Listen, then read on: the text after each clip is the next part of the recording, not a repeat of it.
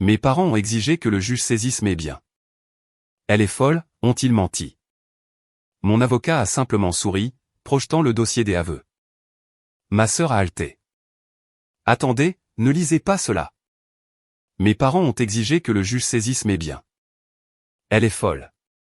Ils ont menti. Mon avocat a simplement souri, projetant le dossier des aveux. Ma sœur a haleté. Attendez, ne lisez pas cela. Remets le chèque à ta sœur ou tu n'existes plus du tout pour nous. Ma mère, Evelyne, n'a même pas pris la peine de dire bonjour lorsqu'elle a franchi ma porte d'entrée. Elle n'a pas demandé comment s'était passée ma semaine, ni comment je dormais, ni si le stress immense des 2 dernières années avait enfin commencé à s'estomper. Elle a marché directement dans mon salon, ses yeux fixés avec une précision laser sur l'unique feuille de papier posée sur le comptoir de ma cuisine. C'était la prime de dénonciation d'entreprise, 125 000 $. Ma sœur Madison se tenait juste à côté d'elle. Madison avait 32 ans, mais à ce moment précis, elle ressemblait à une enfant terrifiée. Elle tremblait physiquement, ses mains parfaitement manucurées tremblotant alors qu'elle s'agrippait à la lanière de son sac à main de créateur. Elle était complètement désespérée d'obtenir l'argent que je venais de gagner. Et je veux dire gagner de la manière la plus difficile possible. Je suis une analyste des risques principales. Cela signifie que de grandes entreprises me paient un salaire à 6 chiffres pour examiner une catastrophe imminente et leur dire exactement quand leurs fondations vont s'effondrer. Il y a 1 an, j'ai découvert une énorme fraude comptable délibérée dans mon ancienne entreprise. J'ai fait mon travail. Je l'ai signalé. Je suis devenu une lanceuse d'alerte d'entreprise. J'ai passé 12 mois à faire face aux avocats d'entreprise, aux menaces, aux nuits sans sommeil et à la peur paralysante d'être mise sur liste noire dans mon industrie. Mais j'ai gagné. La prime posée sur mon comptoir était ma compensation pour avoir risqué ma carrière entière. Mais ma famille n'est pas venue chez moi pour célébrer ma victoire ou mon courage. Ils sont venus liquider mes actifs pour sauver Madison. Madison avait un audit d'entreprise prévu pour lundi matin dans la jeune entreprise technologique qu'elle dirigeait. Plus important encore, elle avait un trou de la taille d'un crime dans le compte bancaire de son entreprise. Elle avait détourné des fonds pour maintenir son style de vie somptueux, et les auditeurs allaient le découvrir dans exactement 48 heures. Je me tenais là et j'ai regardé mon père, Nathaniel. Il se tenait légèrement derrière elle, les bras croisés, irradiant une énergie sombre et impatiente. Ensuite, j'ai regardé les mains de ma mère, ces mêmes mains qui avaient ruiné ma cote de crédit avant même que je sois en âge de voter. Et dans ce moment calme et étouffant dans mon salon, en les regardant tous les trois, j'ai senti un étrange sentiment de clarté m'envahir. J'ai réalisé avec une certitude absolue que je n'étais pas une fille pour eux. Je ne l'avais jamais été. Je n'étais qu'une police d'assurance. Ils décidaient enfin de l'encaisser. Je ne leur ai pas crié dessus. Je n'ai pas pleuré. Je n'ai pas essayé de discuter d'équité ou de moralité. J'ai simplement fixé leur visage plein d'attente, j'ai changé d'appui, et j'ai commencé à calculer mon tout prochain mouvement. Pour vraiment comprendre pourquoi je ne leur ai pas simplement ri au nez, et pourquoi je ne les ai pas jetés hors de mon appartement sur le champ, vous devez comprendre la biologie malade et tordue de ma famille. J'ai passé des années en thérapie à essayer de la définir. Et la meilleure façon dont je puisse la décrire est la théorie de la symbiose parasitaire. Si vous regardez la nature, vous verrez que certains organismes ne peuvent tout simplement pas survivre par eux-mêmes. Ils n'ont pas les mécanismes de base pour chasser, pour cueillir ou pour se défendre. Ils ont absolument besoin d'un hôte. Dans l'écosystème de notre maison, Madison était l'hôte. Elle était le beau visage radieux que le monde était censé voir. Depuis qu'elle était toute petite, elle était inscrite à des concours de beauté. C'était elle qui allait être célèbre. Celle qui allait épouser un milliardaire. Celle qui allait afficher le nom de notre famille sur un immense panneau publicitaire à Times Square. Elle était l'investissement en or. Mes parents, Nathaniel et Evelyne, fonctionnaient comme le système immunitaire. Leur existence entière était dédiée à combattre constamment tout ce qui pourrait rendre Madison mal à l'aise, triste ou responsable de ses propres actions. Si Madison échouait à un examen de mathématiques, ma mère allait crier sur le professeur jusqu'à ce que la note soit changée. Si Madison cassait la fenêtre d'un voisin, mon père me forçait à y aller et à m'excuser, en prétendant que c'était moi qui avais lancé la balle de baseball afin que la réputation parfaite de Madison ne soit pas entachée. Et puis il y avait moi, Pénélope. J'étais le foie. Mon seul but biologique dans cette maison était de filtrer les toxines pour que le reste du corps ne tombe pas malade.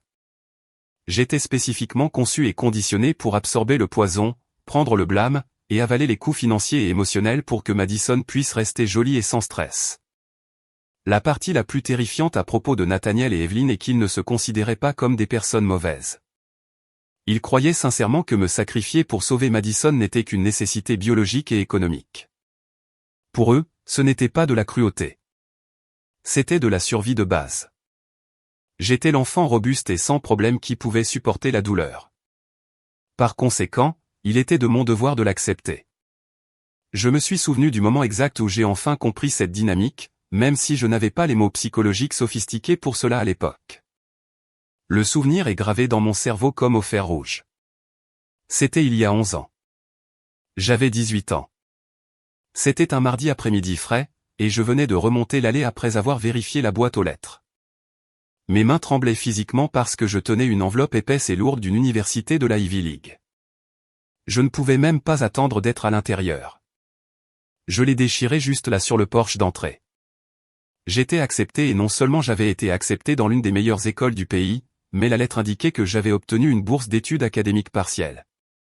Ce fut sans aucun doute le moment le plus fier et le plus valorisant de toute ma vie. Toutes ces nuits à étudier jusqu'à 2 heures du matin avaient enfin payé.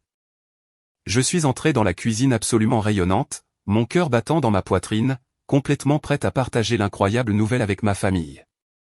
Mais avant même que je puisse ouvrir la bouche pour parler, je me suis arrêté net.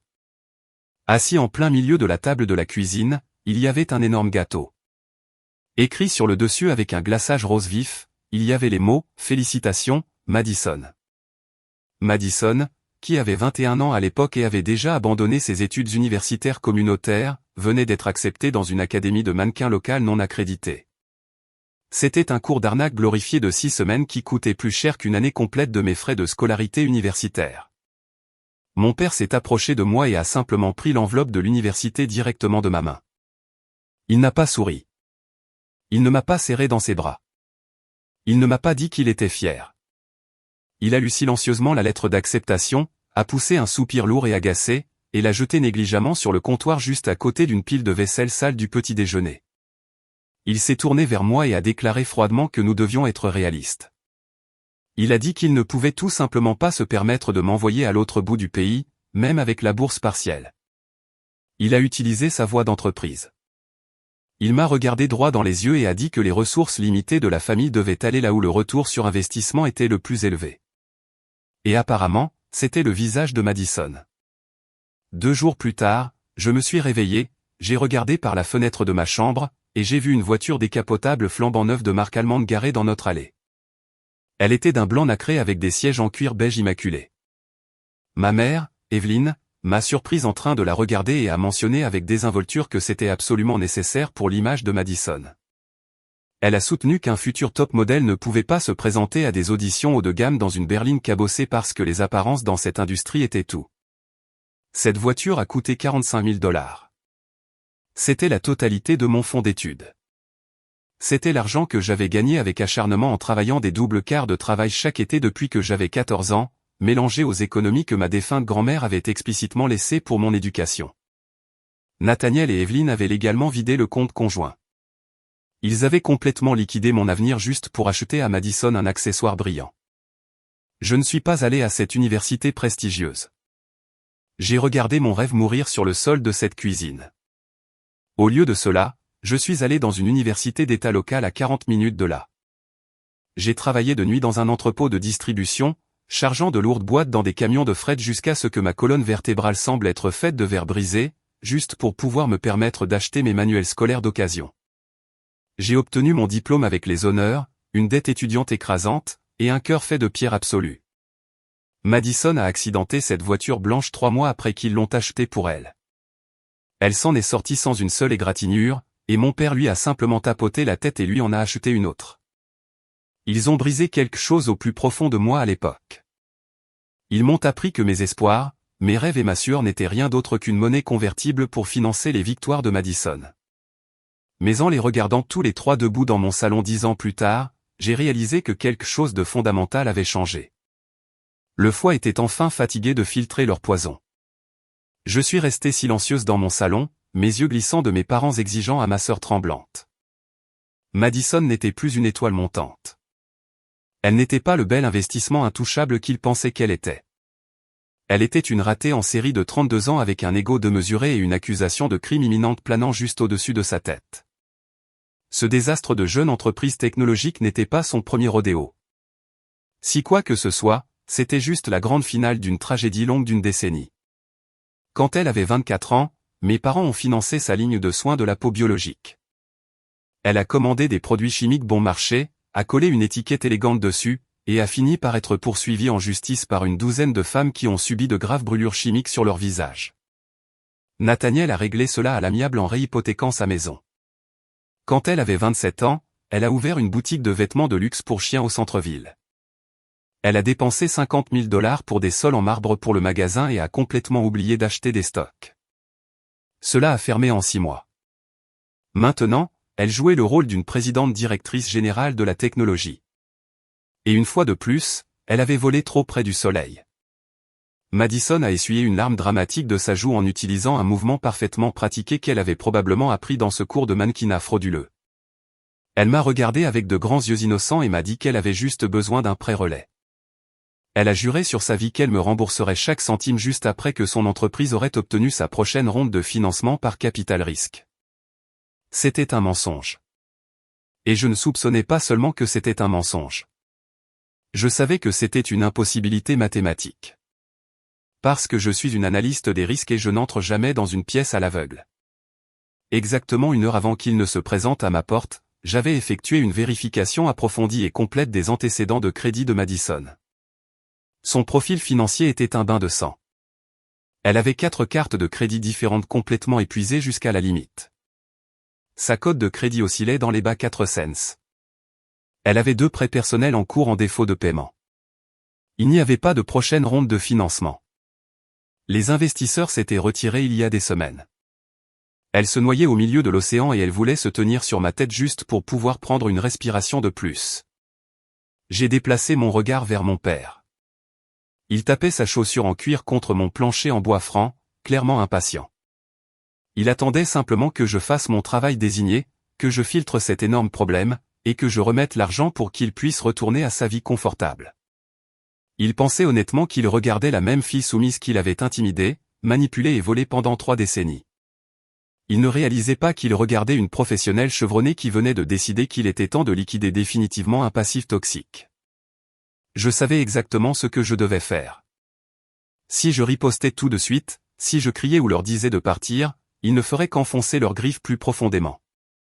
Ils me harcèleraient, camperaient devant mon travail, ou trouveraient un autre moyen de ruiner ma paix. J'avais besoin de leur donner exactement ce qu'ils étaient venus chercher. La soumission totale. J'ai commencé le jeu. J'ai laissé mes épaules s'affaisser dramatiquement vers l'avant. C'était un effondrement physique hautement calculé, imitant la posture exacte de la fille vaincue et abattue qu'ils avaient tellement l'habitude de voir. J'ai lentement mis mon visage dans mes mains et j'ai laissé échapper un long souffle tremblant et pathétique.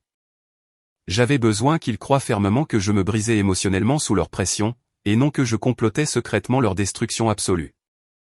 D'accord, ai-je chuchoté, ma voix se brisant intentionnellement juste un peu. D'accord, je vais le faire. Je vais vous donner l'argent. Je ne peux pas rester les bras croisés et te laisser aller dans une prison fédérale, Madison. La tension lourde et étouffante dans le salon s'est brisée instantanément comme un épais fil d'acier coupé. Ma mère, Evelyn, a poussé un énorme soupir théâtral, se dégonflant pratiquement avec un immense soulagement alors qu'elle s'enfonçait dans mon canapé. Mon père s'est penché en arrière, ses épaules raides se détendant. Un sourire suffisant et victorieux s'est glissé sur son visage. C'était l'expression exacte d'un gestionnaire sévère qui venait de discipliner avec succès un employé indiscipliné et désobéissant. L'ordre avait été restauré dans son univers. Le foie faisait son travail. Madison a arrêté ses allées et venues nerveuses. Elle s'est précipitée en avant et m'a regardé avec de grands yeux humides et reconnaissants, tendant la main pour attraper mes mains. Mais je me suis doucement reculé, maintenant mon personnage d'une sœur stressée et dépassée. Mais nous avons un énorme problème logistique, ai-je dit, laissant ma voix s'élever dans une panique fabriquée. Je me suis levé brusquement, j'ai marché vers la table à manger, et j'ai pris mon ordinateur portable de travail, en l'ouvrant. Je ne peux pas simplement me connecter à ma banque et virer 125 000 $ directement sur ton compte chèque personnel. Evelyne a froncé les sourcils, son bref moment de soulagement s'évaporant. Pourquoi pas? C'est ton argent. Envoie-le simplement. J'ai commencé à taper furieusement sur mon clavier, projetant une aura de stress financier intense. Parce que le service des impôts américains utilise des algorithmes de suivi automatisés. Ils signaleront immédiatement un transfert d'argent liquide inexpliqué et soudain de cette taille. S'ils gèlent mes comptes pour un examen de blanchiment d'argent, l'argent sera bloqué pendant des mois. Il ne vous parviendra absolument pas d'ici lundi matin. J'ai regardé directement ma sœur. Tu manqueras la date limite de l'audit de l'entreprise, Madison, et la police sera appelée. Le visage de Madison est devenu complètement pâle à nouveau. Toute la couleur a quitté ses joues alors que la réalité d'une cellule de prison défilait devant ses yeux. Je peux arranger ça, ai-je dit rapidement, maintenant la pression élevée. Mais nous devons documenter cette transaction parfaitement. Si j'envoie cette énorme somme d'argent comme un prêt personnel standard, la loi fédérale m'oblige strictement à te facturer un taux d'intérêt appliqué minimum. Si je ne te facture pas d'intérêt, le gouvernement classe automatiquement le transfert comme un don. Et si c'est un don, nous sommes toutes les deux frappées par un énorme impôt sur les dons de 40%. J'ai fait une pause, laissant les mathématiques pénétrer dans le cerveau de mon père. Cela signifie que 50 000 $ iront directement au gouvernement. Nous les perdrons instantanément. Mon père a pratiquement sauté du canapé. Nathaniel détestait deux choses dans ce monde. Perdre le contrôle et payer des impôts. Absolument pas, a-t-il aboyé, le visage devenant rouge. Nous n'allons pas remettre 50 000 $ de notre argent au gouvernement. Trouve un moyen de contourner cela, Pénélope. Maintenant, il y a une faille juridique, ai-je dit. J'ai tourné légèrement l'écran de l'ordinateur portable loin d'eux pour qu'ils ne puissent pas voir que mes mains tremblaient en réalité. Non pas de peur, mais de l'énorme montée d'adrénaline pure. Si nous classons légalement ce paiement comme un transfert de restitution à un tiers, il devient complètement exonéré d'impôts, ai-je expliqué en utilisant ma voix d'entreprise clinique la plus ennuyeuse. En gros, sur papier, je ne te prête pas d'argent du tout. J'interviens pour couvrir une dette que tu dois actuellement à ta propre entreprise afin de corriger une simple erreur comptable. J'ai regardé Madison. Mais pour que cette faille juridique fonctionne et éloigne le service des impôts, tu dois admettre l'erreur comptable par écrit, tu dois vérifier que le retrait que tu as fait des comptes de ton entreprise était, disons, par inadvertance. Si tu signes une déclaration légale disant que tu as pris l'argent par erreur et que ce transfert n'est qu'une correction, le gouvernement le traite comme un non-événement. Pas de facture fiscale, pas de taux d'intérêt. C'était la ruse absolument la plus ancienne dans le manuel de l'analyste des risques. Si vous faites directement appel à l'avidité d'un criminel, il ignorera presque toujours ses propres instincts de survie de base. Madison ne m'a pas entendu demander des aveux écrits pour un crime majeur. Tout ce qu'elle a entendu, c'est une formule magique qui lui ferait économiser 50 000 $ et lui éviterait la prison. J'ai rapidement ouvert l'application de signature électronique sur mon ordinateur. J'ai rédigé une déclaration sous serment numérique très simple d'une page. Je l'ai formatée pour qu'elle ait l'air incroyablement ennuyeuse. Cela ressemblait à de la paperasse standard et abrutissante de conformité fiscale, mais pile au centre de la page sous une section en gras étiquetée raison du décaissement, j'ai délibérément laissé une zone de texte vide. J'ai envoyé le lien sécurisé directement sur son téléphone par courrier électronique. D'accord, ai-je dit, gardant un ton désinvolte. Ouvre simplement le courrier électronique et remplis le champ de la raison. Assure-toi de taper spécifiquement les mots retrait par inadvertance pour que cela ressemble à un accident de bureau honnête et certainement pas à un vol. Ensuite, tu dois simplement le signer. Le téléphone de Madison a émis un bip fort dans la pièce silencieuse. Elle a immédiatement ouvert le courrier électronique. Elle n'a pas hésité une seule seconde. Elle n'a pas demandé à lire les petits caractères. Elle n'a pas demandé à appeler un avocat pour revoir le document. Elle a simplement tapoté frénétiquement l'écran, ses pouces volant sur le clavier numérique. Elle était tellement hyper concentrée sur l'idée d'éviter la pénalité fiscale et de mettre la main sur mon argent qu'elle n'avait absolument aucune idée de ce qu'elle faisait réellement. Elle a tapé « Remboursement de retrait par inadvertance des fonds de l'entreprise pour éviter une divergence d'audit ». Ensuite, elle a appuyé sur « Signer ». 3 secondes plus tard, mon ordinateur portable a sonné. Une boîte verte brillante est apparue sur mon écran. Document terminé. J'ai cliqué pour ouvrir le fichier numérique et elle était là, sa signature numérique, légalement horodatée, avec l'adresse de protocole Internet suivie, et entièrement contraignante sous la stricte peine de parjure. Elle venait formellement d'avouer un crime de détournement de fonds. Elle avait légalement admis qu'elle avait pris l'argent, admis qu'il appartenait à l'entreprise, et admis qu'elle essayait de le dissimuler discrètement avant un audit. C'est fait, a dit Madison, laissant échapper un énorme souffle et me regardant avec un sourire. Maintenant, transfère l'argent, Penny. J'ai besoin d'environ 1 heure pour que les fonds soient entièrement libérés du compte d'attente, ai-je menti avec fluidité, fermant mon ordinateur portable. Rentrez chez vous, dormez un peu. Je ferai le virement à la première heure demain matin à l'ouverture de la banque. Ils y ont cru. Ils ont quitté ma maison 5 minutes plus tard. Ma mère m'a même serré dans ses bras en sortant, me chuchotant à l'oreille que j'étais une si bonne fille d'avoir enfin fait ce qu'il fallait. Je suis resté dans l'embrasure de la porte et je les ai regardés marcher dans la nuit sombre et pluvieuse, complètement convaincus qu'ils avaient gagné la guerre. Merci beaucoup d'avoir écouté jusqu'ici. Si vous appréciez cette histoire de vengeance ultime, veuillez prendre une petite seconde pour appuyer sur le bouton j'aime de cette vidéo et vous abonner à la chaîne pour ne jamais manquer le drame. De plus, j'aimerais savoir d'où mes auditeurs m'écoutent. Laissez un commentaire ci-dessous avec le nom de la ville dans laquelle vous vivez actuellement. Chaque commentaire aide à pousser cette vidéo vers un public plus large, et j'apprécie sincèrement votre soutien. Maintenant, retournons à l'histoire car les choses sont sur le point d'exploser. Je me suis tenu près de la fenêtre et j'ai regardé leur voiture sortir de mon allée et disparaître dans la rue humide et sombre. Dès que la lueur rouge de leurs feux arrière s'est évanouie, j'ai immédiatement verrouillé le lourd pêne dormant de ma porte d'entrée. J'ai glissé la chaîne en métal en place. Le silence dans mon appartement était absolument assourdissant. Toute la panique fabriquée, les faux tremblements, et la posture soigneusement élaborée d'une fille brisée ont complètement quitté mon corps en un instant. Je suis retourné directement à ma table à manger et je me suis assise dans la lumière bleue et brillante de l'écran de mon ordinateur portable. Je n'ai pas envoyé un seul centime sur le compte bancaire de Madison. Au lieu de cela, j'ai ouvert le dossier numérique contenant ses aveux fraîchement signés. J'ai méticuleusement sauvegardé le fichier de signature électronique sur 3 serveurs de stockage en nuage hautement cryptés et séparés. J'ai envoyé une copie par courrier électronique à une adresse secondaire sécurisée dont personne dans ma famille ne soupçonnait même l'existence. J'avais l'appât enfermé en toute sécurité. Le piège était armé.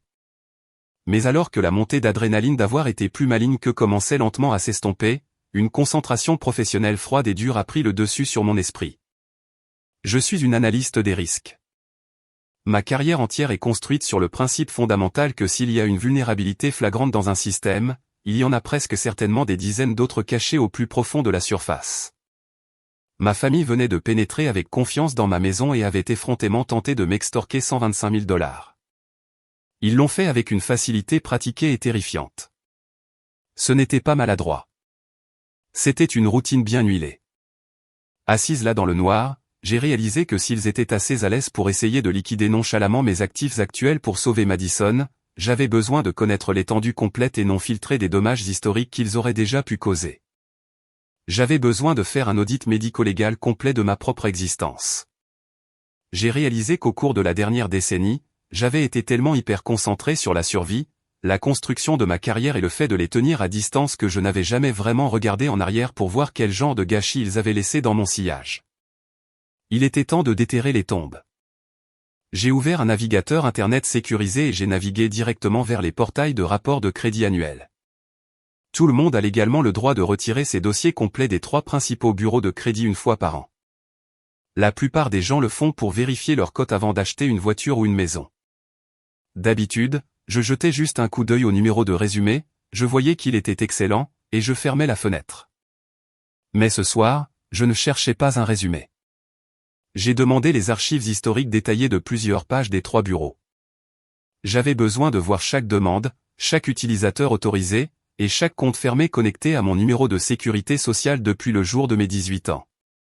J'ai payé les frais de traitement supplémentaires pour obtenir les rapports générés instantanément. J'ai téléchargé les fichiers, j'ai ouvert le premier, j'ai pris une grande respiration, et j'ai commencé à faire défiler. J'ai commencé à faire défiler les données financières denses et ennuyeuses. J'ai fait défiler les dossiers historiques de mes prêts étudiants, notant soigneusement chaque paiement épuisant que j'avais fait pendant que je travaillais de nuit à l'entrepôt. J'ai fait défiler les paiements de voiture pour ma berline modeste et fiable. J'ai fait défiler mes cartes de crédit actuelles, parfaitement gérées. Tout semblait complètement normal. Tout ressemblait exactement au profil financier d'une professionnelle d'entreprise responsable de 29 ans. Et puis je me suis arrêté. Mon doigt a plané au-dessus du pavé tactile. Mon souffle s'est bloqué au fond de ma gorge. Juste là, enfoui profondément au milieu du deuxième rapport sous la section des comptes actifs, il y avait 3 énormes comptes de cartes de crédit que je n'avais absolument jamais vus de toute ma vie. Le premier était une carte de récompense en or de qualité supérieure. Le dossier montrait qu'il avait été ouvert il y a exactement 11 ans. Je n'avais que 19 ans à l'époque, mangeant encore des nouilles instantanées bon marché dans une chambre d'étudiant glaciale. Le deuxième compte était une carte de voyage en platine ouverte quand j'avais 22 ans et que je gagnais à peine le salaire minimum à mon premier emploi de base en entreprise. La troisième et dernière carte était une carte de magasin de détail à limite élevée ouverte il y a à peine 6 mois. J'ai fixé l'écran, mes yeux traçant les lignes de données. J'ai regardé les adresses postales indiquées pour ces 3 comptes fantômes. Les relevés n'étaient pas envoyés à mon appartement. Ils étaient acheminés directement à l'adresse du domicile de mes parents. J'ai regardé les noms sur les comptes. J'étais répertorié comme la titulaire principale du compte. Evelyne et Nathaniel étaient répertoriés comme des utilisateurs secondaires autorisés. Mon cœur a commencé à battre contre mes côtes comme un marteau. J'ai cliqué sur les résumés détaillés des soldes pour les 3 cartes. J'ai ouvert la calculatrice de mon ordinateur de bureau et j'ai commencé à taper les nombres. La carte en or avait un solde impayé de $18 000. La carte de voyage était épuisée à $22 000. La carte de détail avait $5 000 dessus. J'ai appuyé sur la touche égale. La dette totale impayée reposant légalement sous mon nom, attachée en permanence à mon numéro de sécurité sociale, était exactement de $45 000. Mes parents n'avaient pas seulement volé mon fonds de scolarité universitaire toutes ces années auparavant. Ce n'était que le début. Pendant une décennie entière, ils avaient secrètement porté mon excellente cote de crédit comme un luxueux manteau volé. Ils avaient falsifié ma signature, intercepté le courrier physique pour que je ne voie jamais un seul relevé papier, et vécu discrètement un style de vie somptueux qu'ils ne pouvaient absolument pas se permettre, le finançant complètement sur le dos de mon avenir. L'audace pure de la chose était paralysante.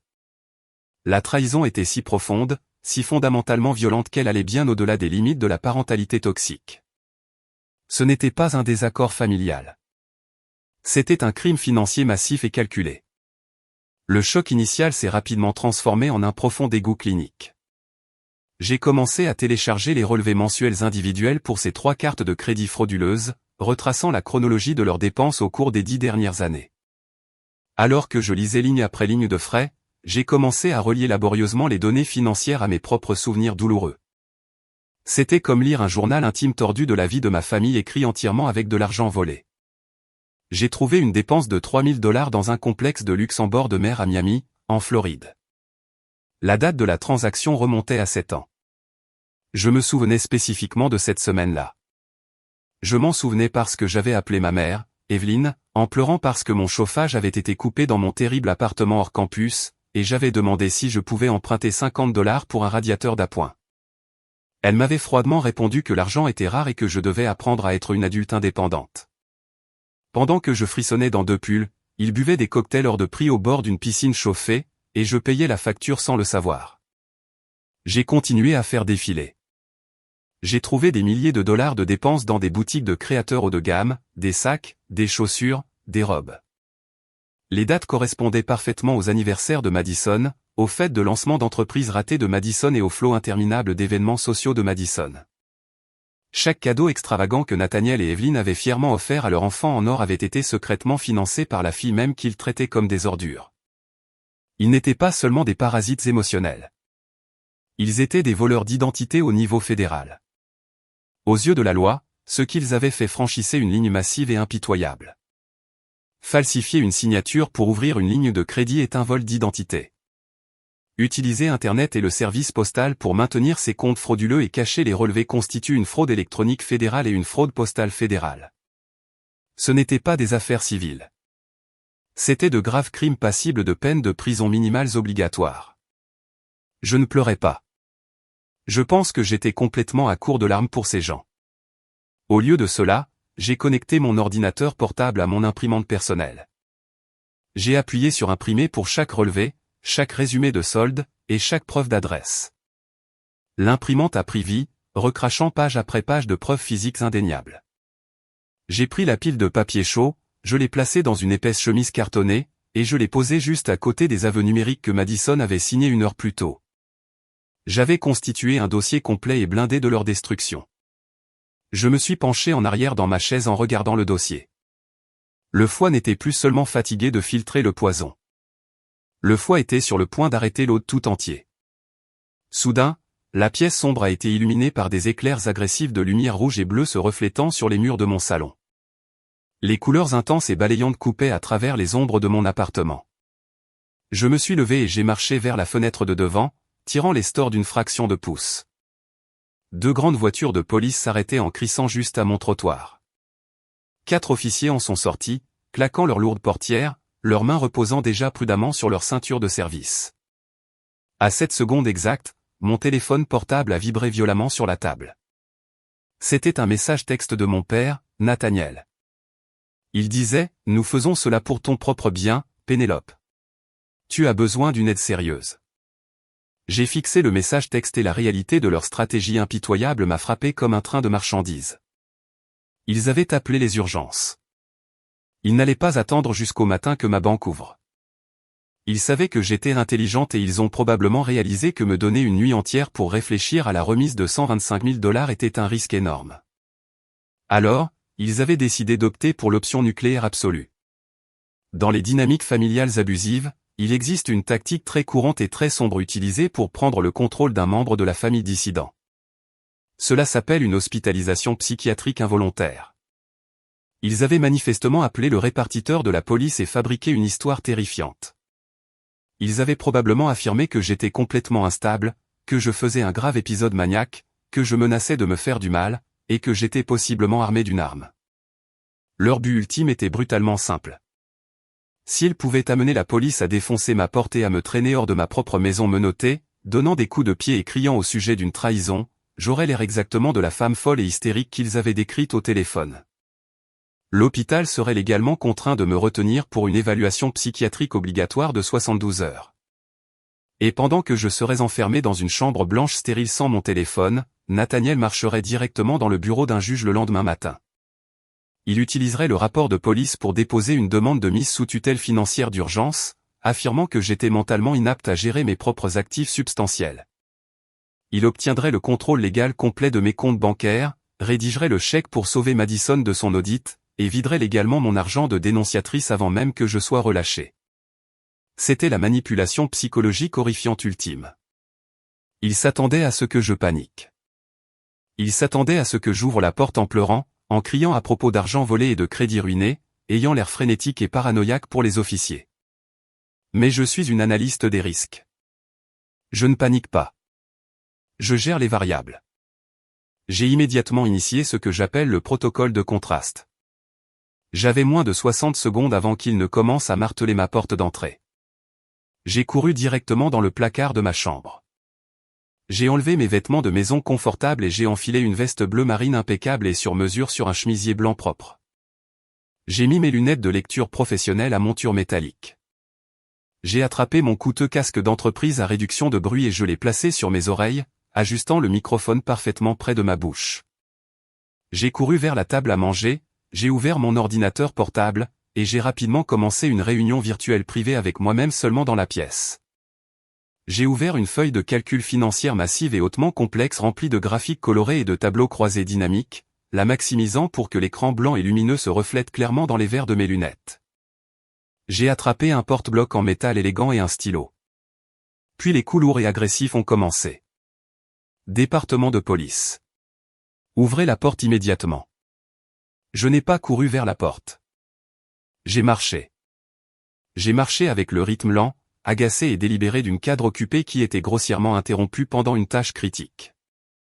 J'ai déverrouillé le pen dormant, j'ai décroché la chaîne et j'ai ouvert la porte tout en regardant mon porte-bloc, parlant avec autorité dans le microphone de mon casque. Écoutez, les coefficients d'atténuation des risques sur ce portefeuille du marché asiatique sont complètement faux, ai-je dit, projetant une voix d'affaires calme et autoritaire. Nous devons restructurer la dette à court terme avant le 3e trimestre où nous allons perdre du capital. J'ai levé les yeux du porte-bloc avec désinvolture, feignant une légère surprise devant les 4 officiers armés debout sur mon Porsche, prêts à s'attaquer à une folle. J'ai tapoté mon casque, levant un doigt vers l'appel virtuel imaginaire et j'ai regardé l'officier principal avec une expression de politesse agacée. « Officier, puis-je vous aider ? Je suis en plein milieu d'une conférence téléphonique majeure avec notre bureau de Tokyo. » Les officiers de police se sont complètement figés. La tension dans leurs épaules a disparu.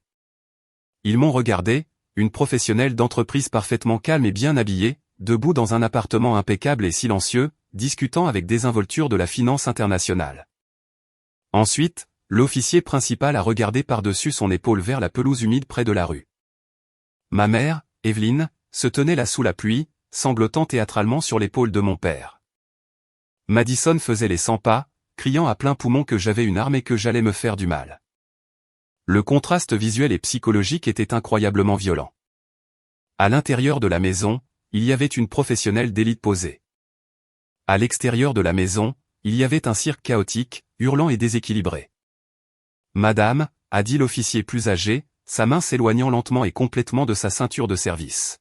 « Nous avons reçu un appel d'urgence hautement inquiétant de vos parents déclarant qu'il y avait un individu suicidaire dans cette résidence avec une arme dangereuse. » « Une arme ?» J'ai laissé échapper un petit rire incrédule, presque fatigué. « Officier, la seule et absolue arme que j'ai dans cette maison est un rapport de revenus trimestriel. » J'ai baissé la voix, adoptant un ton de confidence embarrassé. Ma famille a actuellement des difficultés avec des dettes financières massives. Ma sœur fait face à des problèmes juridiques. J'ai fermement refusé de leur accorder un prêt personnel à 6 chiffres ce soir. Je suppose que cette démonstration hautement dramatique est leur représailles. J'ai reculé légèrement, faisant un geste avec mon stylo, les invitant à regarder derrière moi. L'appartement était immaculé. Du jazz doux jouait doucement depuis un haut-parleur. Une tasse de tisane fumait encore légèrement sur le comptoir de la cuisine. L'officier a regardé mes parents qui criaient maintenant agressivement après les voisins qui étaient sortis sur leur Porsche. Il a secoué la tête avec un dégoût absolu. Il a sorti son carnet de notes. Je m'excuse sincèrement pour le dérangement, madame. Nous allons classer cela comme un rapport complètement faux. Passez une bonne soirée. Merci, ai-je dit poliment. Veuillez leur demander de quitter ma propriété immédiatement. J'ai fermé la porte, je l'ai verrouillée et j'ai regardé à travers les stores. Les officiers ont descendu l'allée et ont confronté sévèrement mes parents. J'ai vu le visage de mon père devenir violet vif de rage. J'ai vu Madison taper du pied comme un bambin.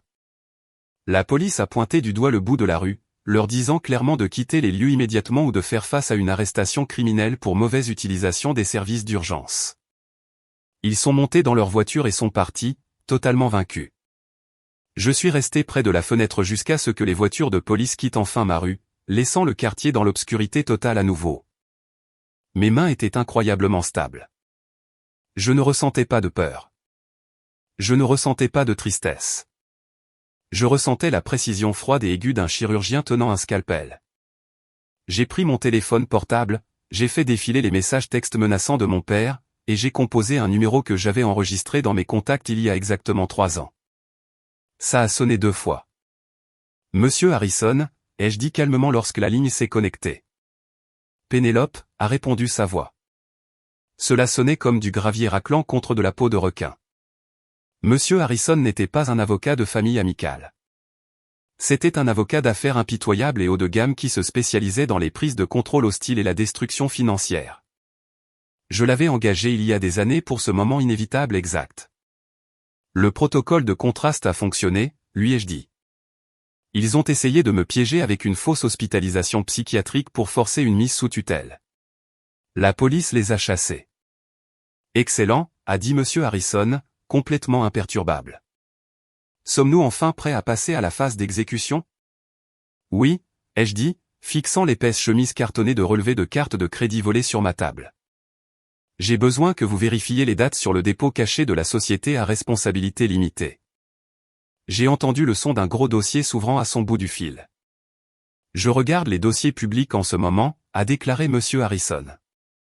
Par le biais de notre société Écran Anonyme, vous avez acheté le certificat de privilège fiscal sur la résidence principale de vos parents il y a exactement 3 ans hier. J'ai laissé échapper un long élan souffle. C'était comme si j'avais retenu cette respiration dans mes poumons depuis que j'étais une jeune fille de 18 ans regardant une voiture de luxe allemande blanche. Aux États-Unis, si vous ne payez pas vos impôts fonciers pendant assez longtemps, le gouvernement local vendra la dette aux enchères à des investisseurs privés sous la forme d'un certificat de privilège fiscal. L'investisseur paie les impôts arriérés à la ville, et le propriétaire doit ensuite cet argent plus des intérêts massifs directement à l'investisseur.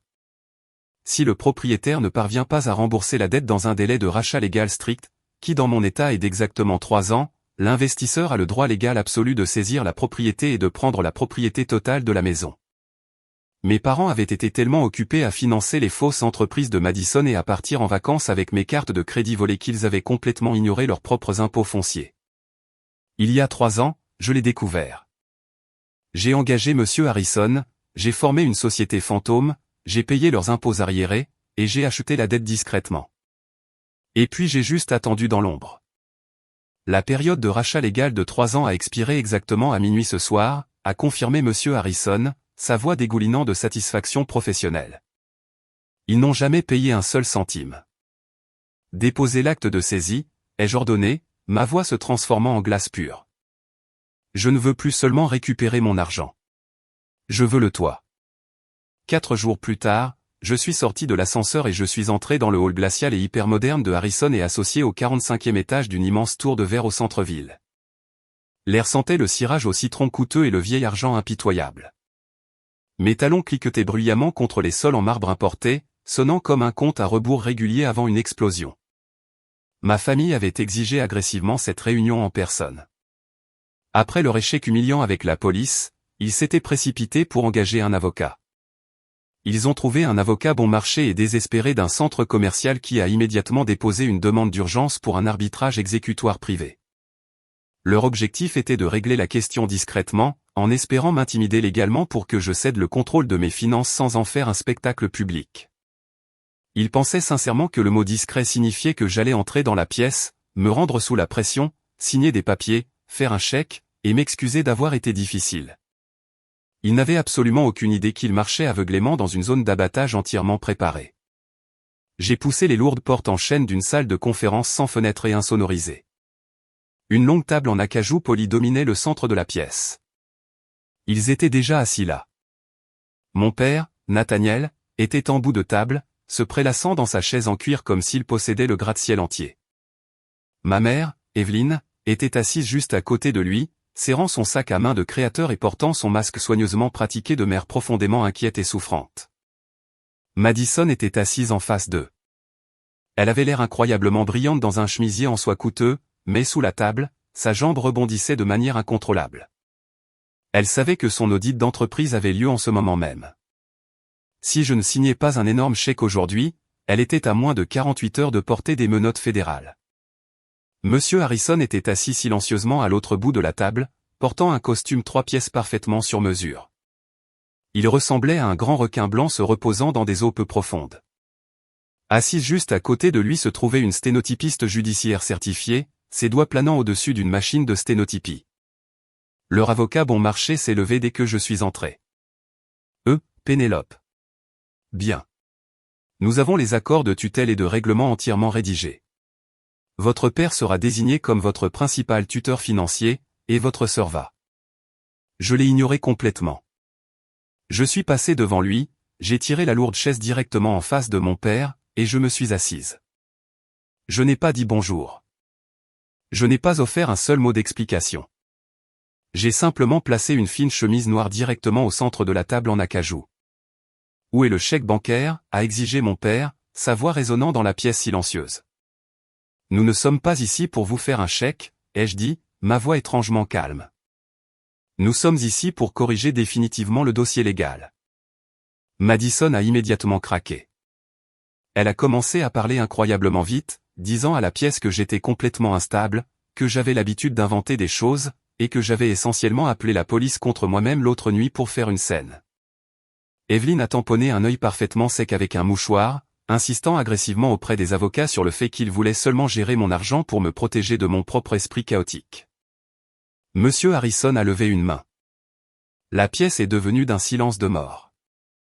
Je dois rappeler à tout le monde, a-t-il dit, sa voix portant un poids immense, que tout ce qui est dit dans cette pièce est documenté par la sténotypiste judiciaire. C'est strictement sous serment et dans le dossier légal permanent. Procédé. Ils n'ont même pas bronché.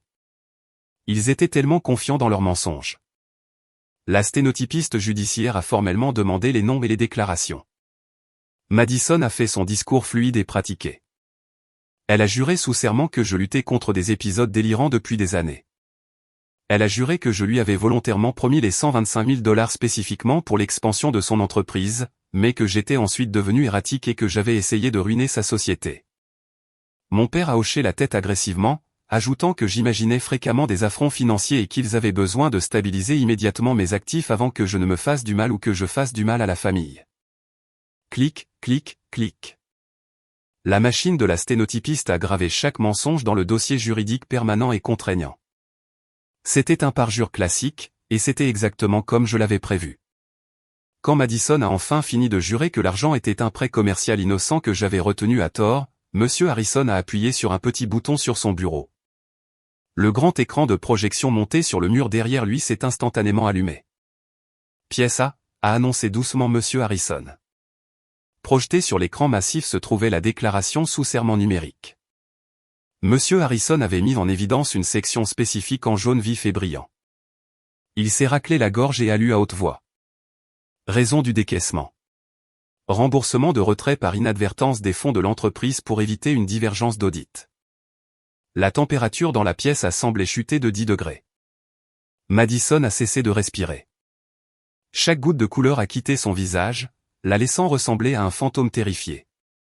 Mademoiselle Madison, a dit Monsieur Harrison d'un ton neutre en se penchant en avant, pourquoi venez-vous de témoigner sous serment que ces fonds étaient destinés à une expansion commerciale légitime alors que vous avez volontairement signé une déclaration sous serment juridiquement contraignante indiquant qu'ils étaient en fait destinés à rembourser des fonds d'entreprise détournés? Madison a balbutié. Sa bouche s'est ouverte et fermée comme un poisson mourant. Elle a regardé désespérément son avocat bon marché, qui soudainement avait l'air incroyablement pâle lui aussi. Elle m'a dit d'écrire ça, a fini par étouffer Madison. Elle a dit que c'était juste une question d'impôt pour éviter le service des impôts américains. Alors, a dit Monsieur Harrison, sa voix soudainement tranchante comme un rasoir. Soit vous admettez ouvertement un complot pour commettre une fraude fiscale fédérale, soit vous admettez commettre un parjure criminel juste ici dans cette pièce. Lequel des deux est-ce?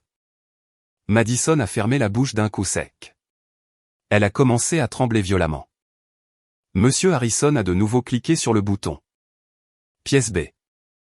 Une chronologie massive est apparue sur l'écran détaillant 10 ans de relevés de cartes de crédit volées. La carte en or, la carte de voyage en platine, les comptes de détail, tous ouverts à mon nom. Monsieur Harrison a sorti les copies physiques imprimées et les a fait glisser sur la table en acajou. Il a souligné les signatures falsifiées qui correspondaient parfaitement à l'écriture d'Evelyne. Il a énuméré les dépenses à haute voix. Les vacances de luxe à Miami, les vêtements de créateurs, les week-ends au spa. 45 000 $ de dettes frauduleuses non autorisées, a déclaré Monsieur Harrison en regardant directement Nathaniel.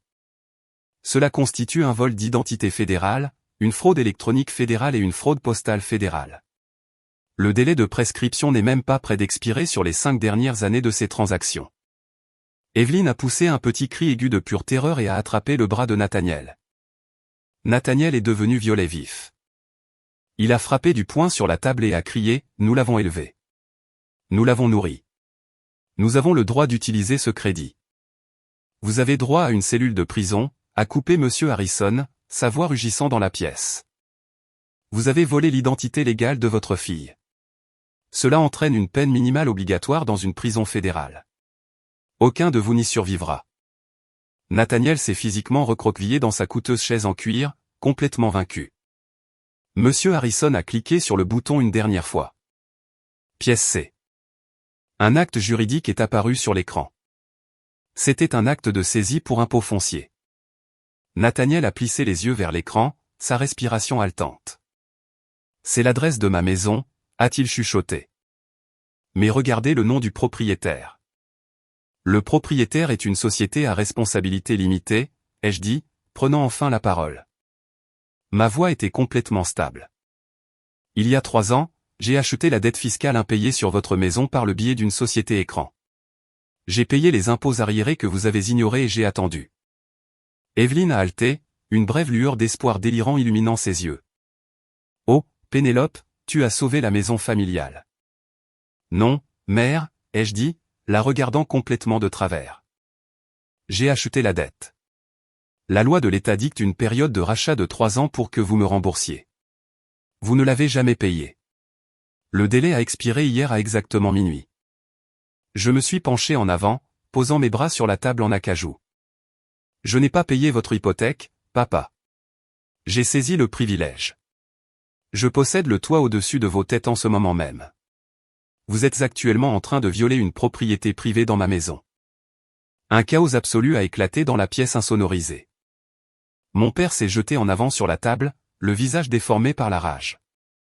Madison a désespérément cherché à atteindre l'ordinateur portable, pleurant de façon hystérique comme si briser physiquement l'écran du projecteur pouvait d'une manière ou d'une autre remonter le temps et briser la vérité. Evelyne a commencé à gémir bruyamment, criant au sujet de la loyauté familiale et du pardon. Et à travers tout cela, la sténotypiste judiciaire a continué à taper. Clic, clic, clic, capturant chaque menace, chaque lapsus, et chaque élément de leur destruction. Asseyez-vous. A rugi Monsieur Harrison, sa voix les frappant comme un mur physique. Ils se sont figés. Ils ont regardé le requin en costume, puis ont regardé la fille froide et immobile de l'autre côté de la table. Ils se sont lentement enfoncés dans leurs chaises, paraissant incroyablement petits, vieux et terrifiés. Monsieur Harrison a doucement fait glisser une épaisse pile de documents juridiques finaux sur la table polie, ainsi qu'un lourd stylo noir. C'est une confession de jugement formelle, ai-je dit, pointant fermement les lignes de signature.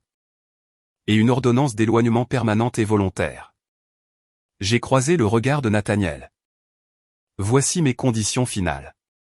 Vous admettez légalement la dette de vol d'identité de $45 000, la transférant entièrement à vous-même. Vous quittez complètement la maison, ma maison, dans les 7 jours, et vous acceptez une ordonnance de non-contact permanente. Si l'un de vous s'approche un jour à moins de 500 pieds de moi, de ma propriété ou de mon lieu de travail, vous allez directement en prison. Et si nous refusons de signer? A chuchoté Madison, la voix complètement brisée.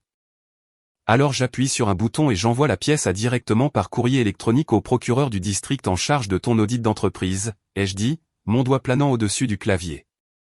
Et Monsieur Harrison remet la pièce B au bureau local du Federal Bureau of Investigation en bas. Vous serez tous en état d'arrestation avant même d'atteindre l'ascenseur du hall. Mon père a désespérément cherché sur mon visage, à la recherche de la fille faible, docile et facilement intimidable qu'il contrôlait autrefois. Il cherchait le foie qu'il pouvait empoisonner, mais elle était complètement partie. Sa main a tremblé violemment alors qu'il prenait le stylo et signait son nom. Evelyne a signé ensuite, pleurant silencieusement, ses larmes tombant sur le papier. Madison a signé en dernier. Elle a fixé le vide sur la table en acajou alors que tout son avenir frauduleux se dissolvait dans l'encre fraîche. Je me suis levé, j'ai rassemblé les documents exécutés dans ma chemise noire, et je suis sorti de la salle de conférence sans me retourner. Quand j'ai poussé les portes tournantes de la tour de verre, et que j'ai marché sur le trottoir animé, j'ai respiré l'air froid de la ville. C'était comme le tout premier véritable oxygène que je m'étais permis de respirer en 29 ans. Les conséquences ont été incroyablement rapides. J'ai complètement bloqué tous leurs numéros de téléphone avant même d'atteindre ma voiture garée. Madison a été définitivement licenciée de son entreprise technologique le lendemain après-midi après que j'ai transmis anonymement une copie des divergences d'audit à son conseil d'administration. Elle a évité la prison en remboursant l'argent volé en utilisant les fonds de retraite vidés de mes parents, mais elle est devenue complètement inemployable dans le monde de l'entreprise. Nathaniel et Evelyne ont été forcés de faire leurs valises et de déménager dans un petit appartement en location bon marché à 2 villes de là. 3 mois plus tard, j'ai mis la maison sur le marché et je l'ai vendue pour un énorme profit. J'ai utilisé cet argent pour rembourser définitivement la dette de carte de crédit frauduleuse dont il m'avait affublé, blanchissant complètement mon nom. Avec ma prime de dénonciatrice et les bénéfices immobiliers en sécurité sur mes comptes, j'ai fait mes valises, J'ai quitté l'État et j'ai déménagé dans une toute nouvelle ville où absolument personne ne connaît mon nom de famille ou l'histoire de ma famille. Je suis complètement seul maintenant. Mais pour la première fois de ma vie, je ne me sens pas seul. Je me réveille chaque matin dans une belle maison qui m'appartient avec une cote de crédit immaculée qui n'appartient qu'à moi, vivant une vie paisible que personne ne pourra jamais liquider. Avez-vous déjà dû devenir le méchant absolu dans leur histoire juste pour survivre et trouver la paix dans la vôtre? Ai-je complètement tort d'avoir pris leur maison familiale, ou ont-ils eu exactement le rappel à la réalité brutale qu'ils méritaient? Donnez-moi votre verdict final dans les commentaires ci-dessous. Merci beaucoup d'avoir regardé cette histoire jusqu'à la toute fin. Si vous ne vous êtes pas encore abonné à la chaîne, veuillez appuyer sur ce bouton d'abonnement et activer la cloche de notification pour ne jamais manquer une autre histoire folle. Et si vous écoutez ceci depuis un endroit où vous vous sentez coincé en ce moment, indiquez-leur qu'il est actuellement à cet endroit dans les commentaires ci-dessous. Je veux voir jusqu'où cette histoire voyage et combien de personnes elle atteint. Restez fort, protégez votre paix, et je vous verrai dans la prochaine.